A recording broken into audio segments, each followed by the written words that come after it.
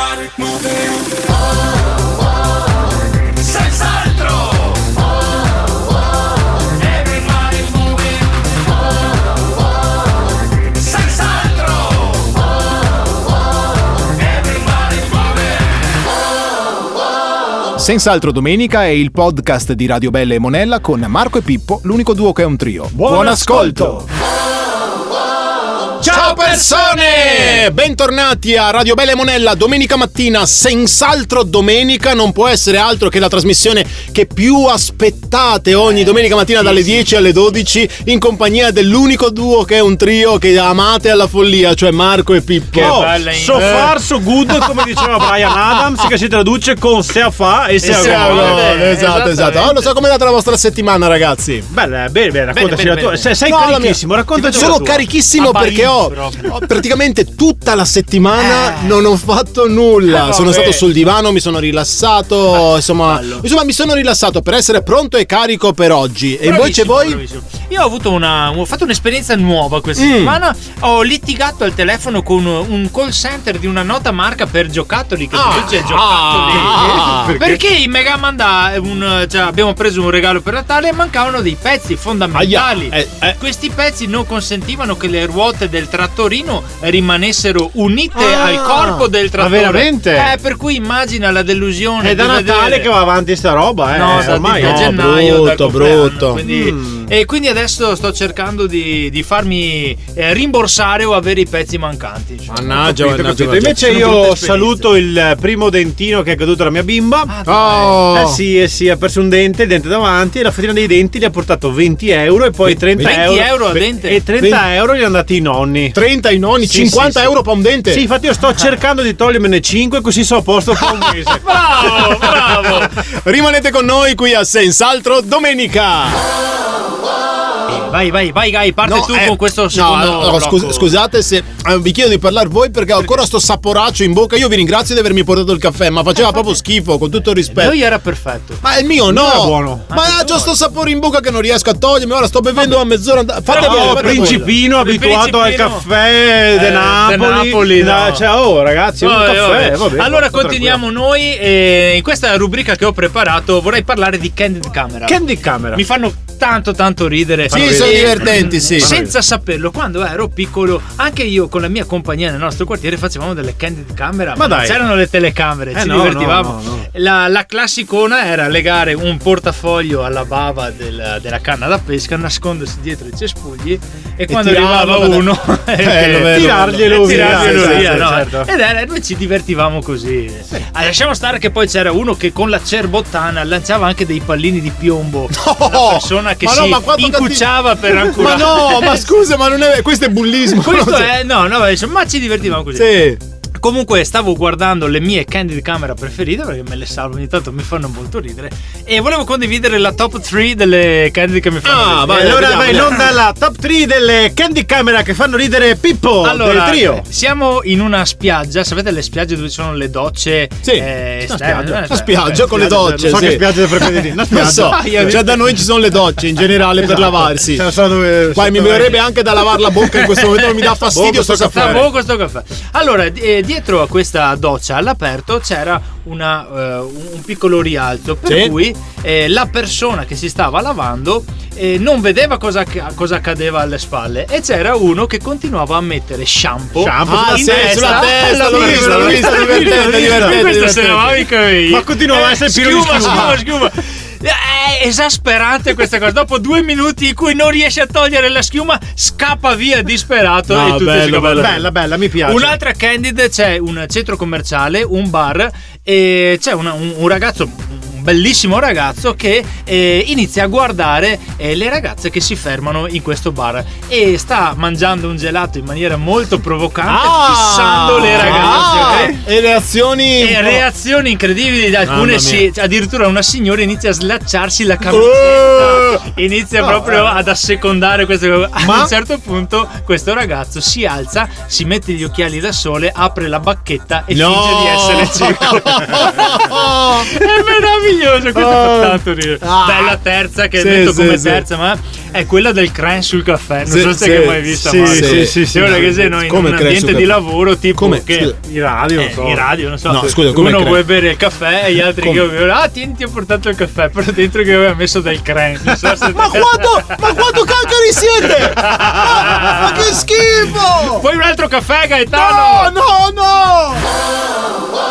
Qui a Senz'altro Domenica torna a trovarci come di consuetudine l'assessore Ciano Contin. Senz'altro, ciao persone, ciao ragazzi. Assessore, manca un anno esatto all'inizio delle Olimpiadi invernali a Cortina. Sì. Come si sta preparando? Beh, no, ragazzi, su un anno non penso mica di riuscire a iscrivermi, che vuoi tanto allenamento. Cosa pensate che fare l'atleta si come così, scroccare i diti di una mano? Intanto dai. è schioccare le dita. Comunque Marco credo intendesse dal punto di vista politico come si sta preparando. Voglio che si iscriva come atleta. Ok. Ma dal punto di vista politico si sa che le Olimpiadi sono senz'altro una grande opportunità per il territorio. Ecco, io sono preoccupato per gli atleti, vi dico la verità. In che senso? Gavaranca al fisico, ma non vi pare freschetto in febbraio fare beach volley? Che in costume anche tose no. A Cortina, qui che fai i tuffi sarà l'acqua già sa, qui che tira con l'arco che tremo è a Marco Alfredo. Ma sono Olimpiadi invernali, mica ci sono gli stessi sport delle altre. Bob, queste cose qua. Bob, conosci? No, non personalmente Bob. No, se io vedo magari mi viene a mente. Senta, vada avanti, assessore. Esatto. Allora, comunque non entriamo nel merito degli sport. Diciamo che le Olimpiadi porteranno tante persone in Veneto. Ma gli ho detto di prepararsi un discorso per oggi. Infatti mio capareccianca a segretaria mi ieri smette che aspetta che tiro. Qua. Allora, il discorso sulle Olimpiadi di Milano e Cortina. Milano. Come Milano? Se sei in Veneto sarà Milano, cosa c'entra Milano? No, ma che Milano è in provincia di Venezia, Milano invece provincia di Brescia. Provincia di Milano. Ogni modo vado senz'altro a leggere. Cari atleti, autorità, gente normale. Ma non si può iniziare così un discorso. Coinvolgere tutti. No? Ma perché? Penso che queste Olimpiadi siano senz'altro un evento storico che segnerà la storia del sport, la storia della nostra regione, della nazione e anche di mia zia Fernanda che ha un breakfast a San Vito di Cadore. Ma se là 5 minuti e ci farà molto di sky. Certo. Ospitare i Giochi Olimpici è un onore che poche località possono guardare. Senz'altro. È un'opportunità unica di promuovere il territorio a livello internazionale, facendo conoscere Cortina e i territori limitrofi in tutto il mondo. Così tutto il mondo verrà nel nostro territorio. Ecco che mancava ancora più gente da che parti là. Catteremo con una fia a Longarone, ragazzi. Bisogna che mi tolga un elicottero per andare a trovare mia zia Fernanda. Questo non l'avrei detto. Neanch'io, onestamente, neanch'io. Ma come fare a non impatare malamente e desfare il territorio? Bravo. Servono politiche intelligenti. Ecco che il centro studi olimpici di Montebuio Fiumicino sta parecchiando il progetto Viagra Olympics. Che? Effetti duraturi stabili che rendono felice tutta la comunità. Assessore, mi piace. No, per favore. Chiudiamo in bellezza, Esatto, però perché c'è una frase di un fondatore delle Olimpiadi, del fondatore delle Olimpiadi che lei conosce. Piero de Coubertin là, che dice i Giochi Olimpici sono la celebrazione quadriennale della primavera dell'umanità. E ora visto che ha sbagliato periodo, ieri era primavera, no inverno, cambiamo date ragazzi. Va bene, arrivederci assessore Ciano Contin.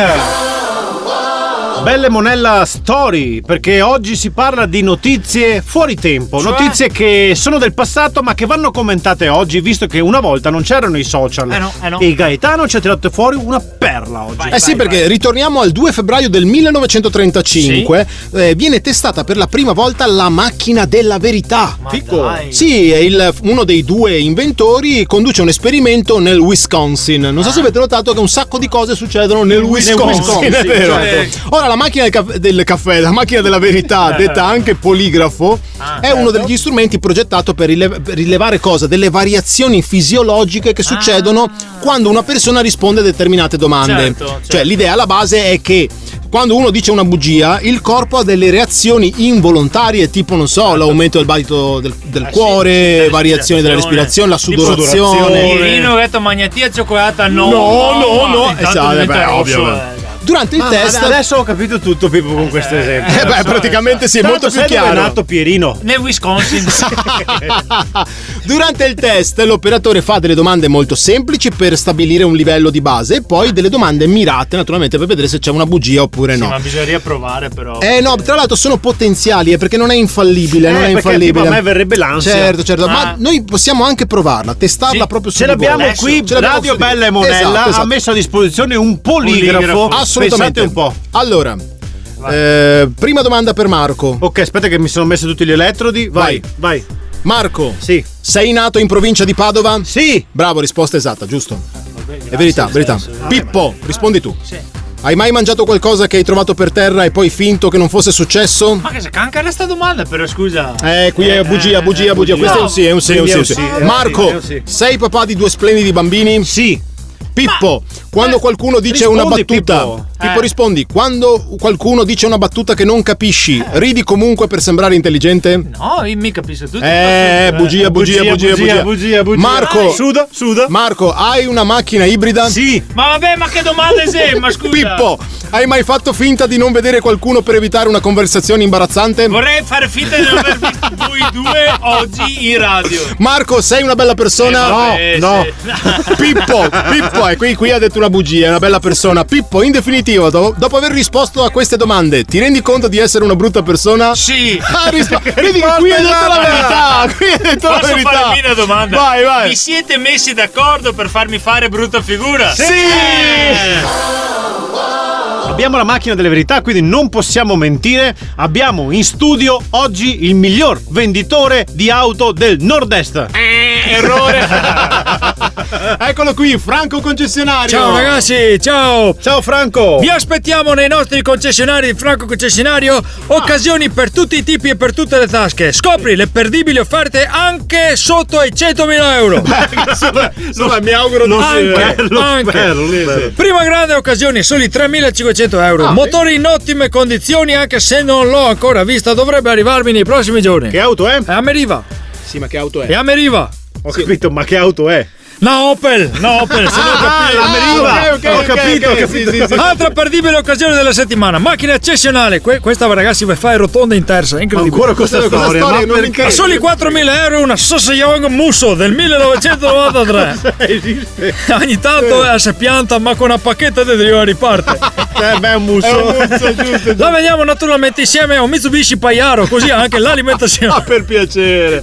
E intanto era Pajero, non era Pajaro. Prossima perdibile occasione, vendersi slot di 8 Fiesta tutti insieme a 30.000 euro. Ma scusa, perché tutti insieme? Sai che Fiesta non si può vendere singolarmente. Sono le pastine quelle, andiamo avanti. A soli 20.000 euro, auto eccezionale. Questa ragazzi vi fa rotonda in terza. Ancora? Che questa cosa storia? rotonda in Mercedes bianco, decapotabile, veri antiproiettile, usato dal pontefice, sua santità Papa Rassige e predecessori. Ma scusi, la papa mobile. Esattamente. Per piacere. Oggi adibita a Camieto per vendita frutta e verdura. Perché? Perché downgrade. in qualche modo è rimasta sempre Papa Mobile. Si parla sempre di Papa Mobile. Certo. Prossima perdibile occasione, Renault Clio del 94, prezzo variabile che stiamo definendo col proprietario. Oscilliamo tra i 2.000 e i 26.000 euro a seconda di optional. Scusi, c'è una grossa differenza. Dipende da cosa che ci vuoi mettere dentro. Quali Gaetano. sono gli optional? Park Assist vivente. Cioè? E siccome le telecamere posteriori si rotte, includiamo nel prezzo un ometto, un pensionato che basta avvisare 24 ore prima del viaggio, ti accompagnerà e ti aiuterà dicendoti vieni, pian, au, fermo. Cos'è? Au. È ora di fermarsi con la- Ok, certo. Abbiamo il servo da sterzo. No, servo sterzo. No, siccome il volante che ha problemi è durissimo, è sempre l'ometto di prima che ti aiuterà a girare il volante nelle manovre più complesse. Ma per piacere. Interni in pellet. No, pelle. Il riscaldamento si è rotto, abbiamo approfittato. Da 110 abbiamo messo una stufetta a pellet per scaldarsi. no. Bracciole centrali, interiori e posteriori. Braccioli, non braccioli. No, lo metto in macchina nei viaggi più lunghi, si attrezza con fornetto da campo per garantirti comfort e un pasto caldo di bracciole. Senza dimenticare ragazzi che se non so se lo sapete, ma sta macchina qua ve fa rotonda in terza. Ritorniamo qui a Senz'altro Domenica, sempre in compagnia di Marco e Pippo, l'unico duo che è un trio. Oggi vogliamo raccontarvi una storia che parla, Marco, di musica. Bello. Una storia bella di musica che non so se conoscete, ma una storia ambientata a Vienna. A Vienna, bello. Qualche anno fa la prova generale del concerto in re minore di Mozart per pianoforte e orchestra diretta da Riccardo Schailly. Conoscete? C'ero ero quel giorno là proprio con Ricky Chantilly. No, Chantilly, quella crema crema Riccardo Chantilly. Schailly, il maestro Schailly e l'orchestra di Amsterdam del Concertgebouw. Certo. Ovvio, con Sergebau. Quindi immaginate la scena, Riccardo Sì. Schailly, il maestro, maestro. l'orchestra che partono le prime note del concerto e Maria João Pires, una pianista portoghese meravigliosa, concertista, scuote la testa, guarda sgomentata gli altri musicisti, si appoggia col gomito al pianoforte, atterrita. Cosa è successo? Sembra una studentessa che va nel panico durante un esame. Passa qualche battuta, il maestro Shaili la guarda, capisce che c'è qualcosa che non va e finché sta dirigendo l'orchestra, mentre l'orchestra continua a suonare, il direttore le chiede che cosa c'è. Dai, dicelo, che ci stai tenendo così. Cosa è successo? Lei gli dice: ho studiato un altro concerto, non questo. Voi immaginate la scena, panico generale, sì, si è fermato tutto. No. Non si è fermato. No, meraviglioso. Il maestro C'è una gamma manda via che trovatevi un altro pianista adesso. Il maestro Shaili, sempre continuando a dirigere l'orchestra, sorride e con tutta la calma e la fiducia del mondo le dice: l'hai suonato la scorsa stagione, sono sicuro che ce la farai benissimo. Vedo che persone che mangia a crema buona dopo si anche tranquillo. Non è Chantilly, è Shaili. Si volta sereno, calmo e sorridente e non ha nessun dubbio che la Pires suonerà perfettamente. Continua a dirigere la sua orchestra, arriva il momento del pianoforte e lei suonerà l'intero concerto senza sbagliare. No, applauso alla Pires, bravo. E applauso a Shaili. Questo cosa ci insegna, ragazzi? Che abbiamo bisogno attorno a noi di persone che diano fiducia. E allora trovatele queste persone, ragazzi, perché come diceva Ernest Hemingway, il modo migliore per scoprire se ci si può fidare di qualcuno è di dargli fiducia. Eccoci di nuovo insieme qui a Senz'altro Domenica per la seconda ora di questa trasmissione scoppiettante. Che trasmissione? Senz'altro Domenica, certo che sì. Attenzione, oggi è il 2 febbraio e ho scoperto che oggi è la giornata mondiale delle zone umide. Evviva le zone umide! Non è che devi fare un applauso. È la giornata mondiale che sarà un motivo. A parte che sei molto ambiguo come termine. No, allora aspetta, mi spiego. Le zone umide sono praticamente le paludi, gli acquitrini, i bacini naturali o artificiali. Abbiamo anche un audio dei bacini? Pensavo che fosse tipo le ascelle. No, sono dell'acqua stagnante, corrente, dolce, salmastra, salata, le distese di acqua marina che però hanno un'altezza non più alta di 6 metri, ad esempio. Queste sono le zone umide, la profondità. Esatto. Sono delle zone importantissime, per cui serve una giornata mondiale. Tipo, non so, loro immagazzinano grandi quantità di carbonio e assorbono le piogge in eccesso. Diventano utilissime per diminuire ad esempio il rischio di inondazioni, la penuria d'acqua, l'insorgere della siccità. Quante zone umide ci sono in Italia? 57 zone umide in Italia. Un applauso. Perché dobbiamo fare l'applauso? Sono 57. Piuttosto diciamo delle zone ma sì, ma scusa, ma piuttosto diciamo ai nostri ascoltatori che tra queste 57 ce n'è una ad esempio molto vicina a casa nostra, perché nella laguna di Venezia, ed è la Valle Averto. Valle Averto. Strano però. Strano che siamo a Valle Averto. Perché? Perché se è umida dovrebbe essere Valle a chiusa, no Valle Averto. Cioè se passa aria si asciuga l'umidità. Forse Averto perché c'era troppa umidità. Sì. Forse una volta si chiamava Valle a chiusa e adesso è Valle Averto. O forse il cervello di Pippo ha preso tanta umidità. Un applauso al cervello di Pippo! Caro Marco, abbiamo un ospite straordinario, è venuto qui a raccontarci le storie dei più grandi personaggi veneti della storia. Ecco noi il maestro Alberigo Fuffa. Grazie. Oggi vi racconterò la straordinaria storia di Tommy Ciuccia, un giovane uomo di 87 anni, agli inizi della sua carriera da alpinista. Come fa? 87 anni. 87 anni, giovane ancora. Un giorno sta facendo un'escursione da solo attraverso un canyon poco distante dalla tangenziale di Mestre. C'è un temporale violentissimo, la pioggia battente, le temperature sono proibitive. Nulla fa presagire che quella non sia una buona giornata per fare alpinismo. Ma la sfortuna è dietro l'angolo. Gli inglesi dicono the sfiga is up the corner. E infatti quella che quasi in cima al crepaccio con uno strapiombo terribile di 1,80 m cade e il suo braccio destro rimane intrappolato. Tommy Ciuccia si rende subito conto di non avere alcuna via di fuga e oltretutto di avere anche il parcheggio che sta per scadere. Ma non si va a prendere dal panico, anche se la sua esperienza come alpinista non è così grande. Valuta tutte le possibilità per liberarsi. Innanzitutto controlla nel suo zaino di avere qualcosa di utile per uscire da quella situazione. Trova delle monetine utilissime per pagare il parcheggio, delle scarpe da tip tap utilissime per ballare il tip tap, però magari 3 bottiglie di prosecco, la Doggy doggy bag con gli avanzi del pranzo, utilissima per dei veloci spuntini, una nutria da passeggio, utilissima per avere della compagnia, e altri oggetti purtroppo inutili come un telefono satellitare, una bottiglia d'acqua, nulla di utile, nulla di utile. Sì. La prima ora però non è così terribile. Tommy ciuccia, beve le 3 bottiglie di prosecco, mangia le 20 costicine avanzate nella doggy bag, si sciacqua la mano unta con la bottiglia d'acqua. Sì. Ma la cosa più importante, manda la sua nutria da passeggio a pagare il parcheggio dicendole portami il resto. Le ore successive sono molto più dure, non ha più cibo, non ha più acqua, non ha un digestivo, cioè 20 costicine se pesanti. E soprattutto la nutria da passeggio non torna con il resto. Dopo 8 ore capisce che per liberarsi dalla roccia ha un'unica soluzione macabra, ma indispensabile per sopravvivere: tagliarsi il braccio. E così usa l'unica cosa che sembra utile allo scopo: le scarpe da tip tap. Dopo soli 9 giorni riesce finalmente a tagliarsi il braccio, scoprendo solo allora però una cosa fondamentale: di non riuscire a distinguere la destra dalla sinistra. Sì, una sottile differenza. Il braccio sbagliato. Succede. Di lui purtroppo non sapremo più nulla. Tony Ciuccia non rimetterà più così. Abitante del pianeta Terra, ricorda sempre cosa dicono gli alpinisti più esperti: la mano sinistra non sappia quello che fa la destra, ma almeno riconoscerle è buona. E se non sai neanche riconoscerle, sta a casa tua. Grazie al maestro Alberigo Fuffa.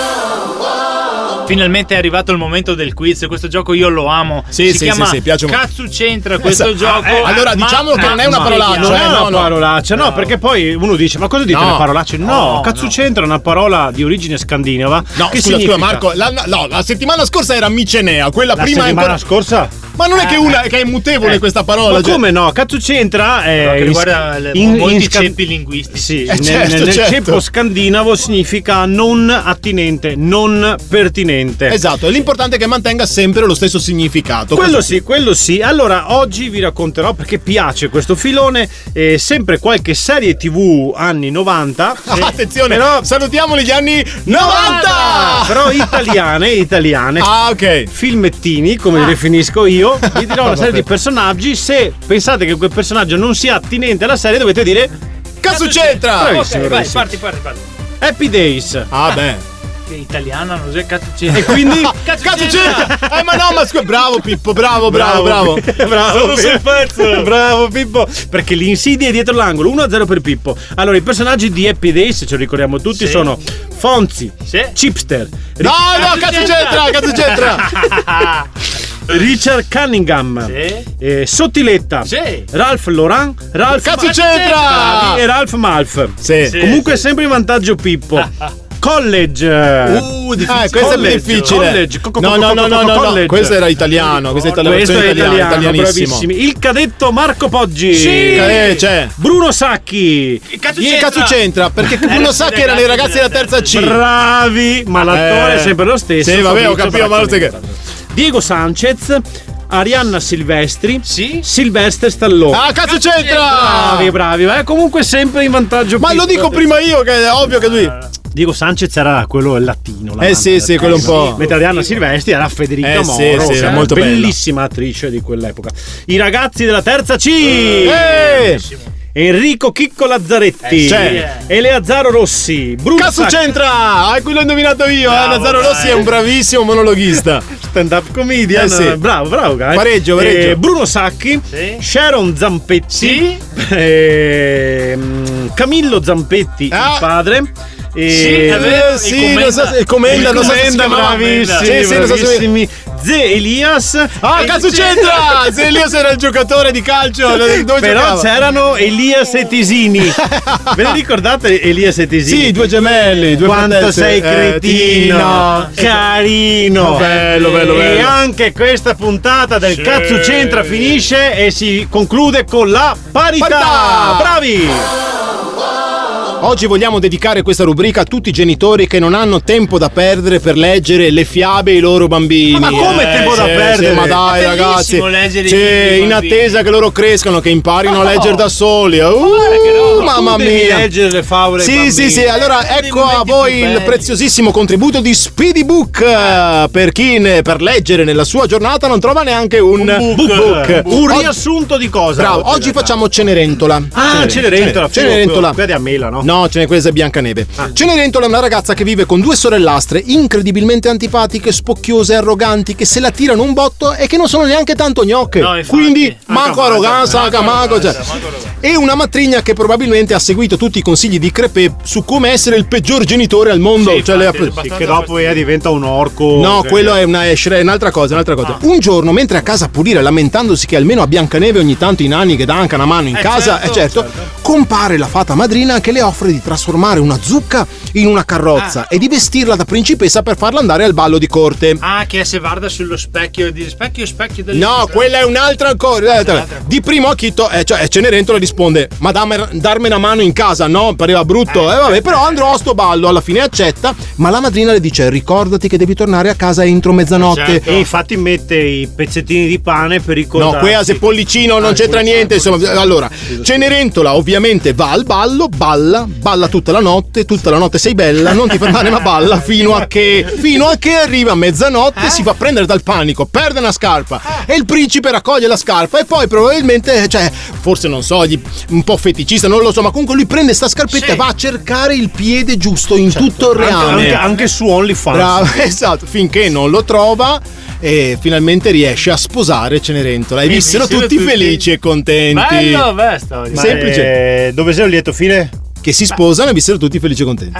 Dove sei un lieto fine? Che si sposano e vissero tutti felici e contenti. Ma dove sei un lieto fine? Ma che si sposano? Ma no, che sei lieto fine! Ah, allora. giusto.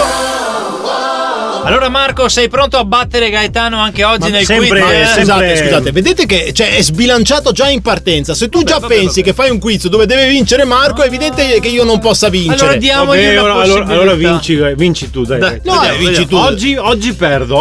Allora il quiz si chiama Si stava meglio quando si stava peggio. Perché chi dice questa cosa sarà, penso, convinto delle robe che oggi non si sta bene come una volta e che una volta le condizioni di vita erano peggiori. Giusto. Avrà ragione, avrà torto. Non lo so, è interessante come. Lo scopriremo in questo quiz. Allora, prima domanda. Vai. L'aspettativa di vita media globale oggi è di 73 anni. Qual era nel 1960? 62 anni, 52 anni.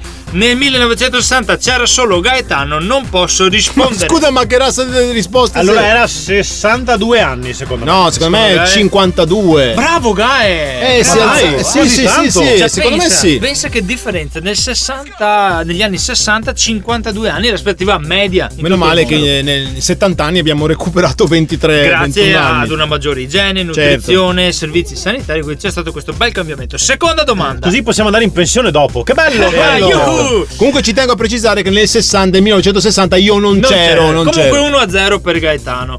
Oggi più del 90% della popolazione mondiale sa leggere e scrivere. Noi apparteniamo al 10. Esatto. Nel 1950 la percentuale di analfabetismo nel mondo era 50%. Di cui Pippo è un grande rappresentante ancora oggi, è un fiero rappresentante. Era 50%, 30%, 99%, quindi siamo diventati più ignoranti. Esatto, nel 50 io dico 50%. 50% Marco? 30%. No, bravo Gaia. Sì, cioè se ci pensi è ancora poco però il 90% oggi. Cioè una persona su 10 oggi è analfabeta. Beh, ma conoscendo tante persone secondo me è anche di più, tra l'altro. Comunque, ecco. Oggi circa l'88% della popolazione mondiale ha accesso all'elettricità, certo. rispetto agli anni 70 in cui avere accesso all'elettricità era solo il 20%, il 50% non ne sono al corrente. Per piacere. Vai Marco, dai, spara. 50%. Anche vai. secondo me è 50%. Mi sembra 50%.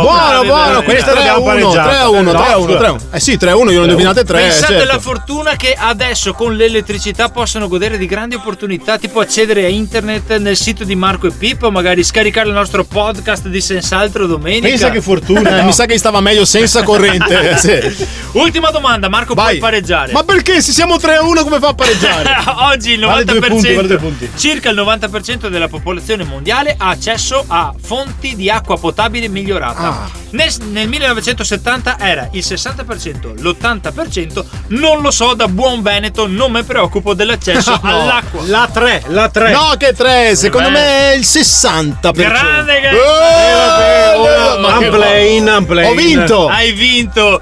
Quindi con questo quiz abbiamo dimostrato che non so se è vero se si stava meglio quando si stava peggio, ma la cosa interessante è che non va tutto male come sembra, ragazzi, che c'è anche delle buone notizie ogni tanto. certo. Sì, giusto. Come ad esempio la vittoria di oggi dimostra che nel tempo si può migliorare e non rimanere ignoranti, perché vince Gaetano. Bravo Gaetano! Ma che razza del commento è? In chiusura di puntata qui a Senz'altro Domenica torna a trovarci la nostra Elsa Fagin.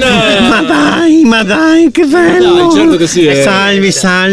Benvenuta. Come va, Elsa? Insomma, No, bene. ho un mal di schiena che mi provoca catarro, ci vedo poco da un che orecchio e sento un formicolio quando sudo. Credo sia il ginocchio del gomito destro dietro la spalla. che senso ginocchio? L'ho anche detto al dottore, ma lui ha detto che non capisce cosa possa essere. Ma che credo. Certo, cosa ha detto? Sono mali di stagione, ma non sono le quisquiglie che dobbiamo curare noi. No. Noi dobbiamo occuparci di cuori infranti. Certo. Bravissima. Cuori che come cristalli di Boemia, che quando vengono calpestati da elefanti, lanciati da catapulte o schiacciati con una pressa meccanica, incredibilmente si spezzano. Ma vai, che incredibilmente. Strano. Senta Elsa, ho letto una statistica dell'Istat che ci segnala un calo di divorzi e di separazioni, cioè meno il 3,3% rispetto all'anno precedente. Bravo Gaetano, diamo anche queste informazioni, bello. diamo questi dati di speranza. Diminuiscono i divorzi. E questo cosa ci fa capire? Che la gente sta tornando ad amarsi? No, che gli avvocati costano troppo. Allora, lancio un appello, avvocati, fate pagare meno soldi questa povera gente che non si vuole più, vuole divorziare. no. Un messaggio di speranza sincero il suo. Sì, ricordiamo che amare è voce del verbo cose senza zucchero. Ecco. Quindi lo sappiamo. Amare non è quello Sì, il lo senso sappiamo che amore fa rima con soffrire, ma voglio dare un messaggio di speranza. Bravo, No, Elsa. diciamolo, vada. Mi sento molto fiducioso sentendola parlare. Ma Bravo, io un po' meno. Bravo Pippo. Speranza è la parola di oggi. E allora rispondiamo alla domanda di oggi. Dai. Dai. Allora, ci scrive Emiliano da Zero Branco. Allora è Veneto, non Emiliano. No, è Emiliano. Ah, si è trasferito. no, Chissà come mai è Zero Branco. Magari per lavoro, ma. Lasci stare, lasci stare. Salutiamo tutti gli amici di Zero Branco. Sì, dai. allora, ciao Elsa, sono Emiliano e di lavoro faccio il pastore. Credi che troverò mai l'amore con un lavoro come il mio?